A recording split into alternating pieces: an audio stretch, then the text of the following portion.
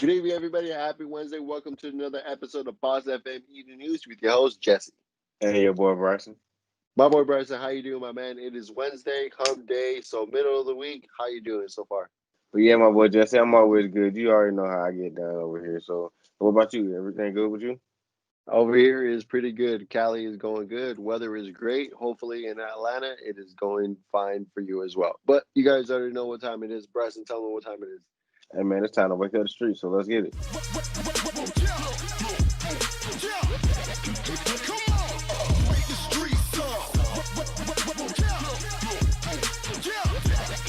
As always, guys, we come with a packed show, so let's just jump right into it. The leader of the Proud Boys, Henry, as he goes by Enrique Tarrio, was arrested Monday in Washington, D.C. for allegedly burning a Black Lives Matter banner taken from a black church last month during a protest in the city after a Stop the Steal rally. A law enforcement officer told CNN that the DC Metropolitan Police Department charged Tario of Miami with destruction of property related to the banner that was burned on December 14th outside of a church in Northwest DC. Not only that, but the sign burning came during a protest in Washington that saw at least 4 people stabbed and at least 32 people were arrested that day. The large groups of protesters and counter protesters had gathered earlier in the day outside of the Supreme Court building and at Freedom's Palace to protest the presidential election results. So after the results came in for the presidential election and it was announced that Joe Biden will be the next president of the United States, protesters came out of the Supreme Court that same day, rallying as they were really upset about the results. So this Black Lives Matter banner was taken from the church and has since been burned down, and they have finally put the person arrest, Enrique Tario, or Henry, as you guys might call it, the leader of the Proud Boys. This group is very white supremacist, and they only focus on one group of people. Really, they don't really care about any other minority or any of their sorts. There, it's kind of basically their way or the highway type stuff. But they finally charged the man for it, and you know what? I really hope they get this guy good. But as we move out of the United States, Thailand has had the coronavirus under control as it was said that after a strict nationwide lockdown, the number of new local infections has dropped to practically zero. So this number remained the same for practically 6 months before Thailand had closed its borders and forced a mandatory quarantines for its own citizens, although they let a handful of foreigners to be allowed to still visit. A new outbreak was discovered in mid-December, and it threatens to put the country back where it was in the toughest days of early 2000s, as it was counting 3,045 cases and 59 deaths.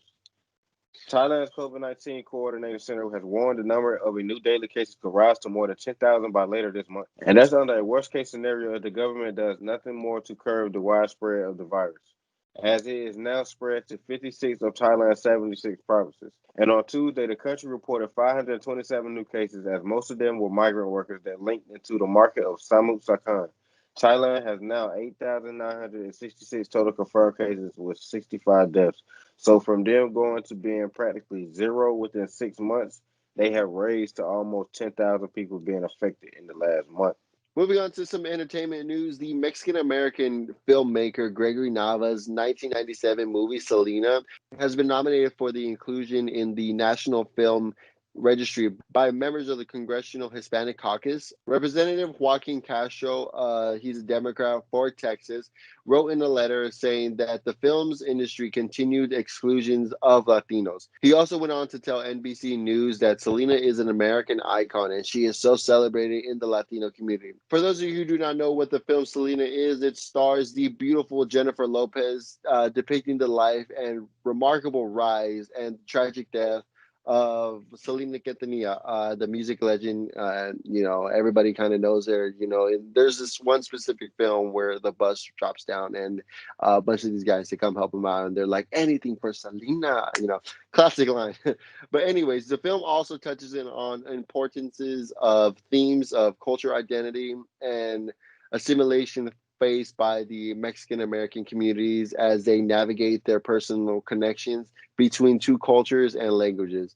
But yeah, man, that's what's up, man. I know that's right. Anything for Selena. But as we move forward, so an aggressive military drill has started a seizure of the South Korean tanker at the enrichment of nuclear materials in an amount to an attempt to capture the incoming administration's attention. A spike in the Iranian hostility in recent days escalated Tuesday with the announcement it had begun large-scale combat drills. This included the widespread of U.S. suicide drones to destroy all vital targets in its path. This is a clear message to the U.S. ahead of the inauguration of the President-elect Joe Biden. The terms of the 2015 nuclear agreement from which President Donald Trump had withdrew. On Monday, the Iranian forces raided and seized a South Korean tanker under the Acts of Pollution Control.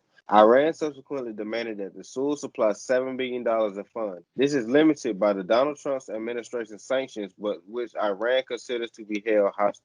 Well, yes, sir. Jesse, you already know today is Wednesday, and on Wednesdays we like to shout out all the women who exuding excellence and doing positive things within the community. So today, who you got for us?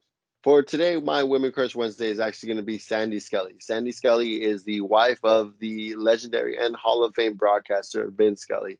Ben has accredited her to sticking on to the broadcasting team for the Dodgers multiple years, even though he wanted to quit also. And not only that, but she was the main reason that most of the Dodgers that hosted community and charitable events, she was one of the frontline people that were always there. The reason I am shouting out Sandy Scully today is because she had actually passed away due to complications of ALS. To Sandy Scully, may you rest in peace. Yes, ma'am. And thank you for everything that you did within the community. All right, guys, that is it for your Wednesday evening news. Please make sure to tune in tomorrow evening at 8:30 p.m. for more news and updates. And do not forget about that morning show at 10:30 a.m. for some entertainment news with Boss FM. If you would like to rewatch any of our episodes, as always, they'll be available briefly on our BossFM app and on all of our social media platforms. Thank you again for tuning in. That's my boy Jesse right there. And that's my boy Bryson. Hope you guys have a great evening.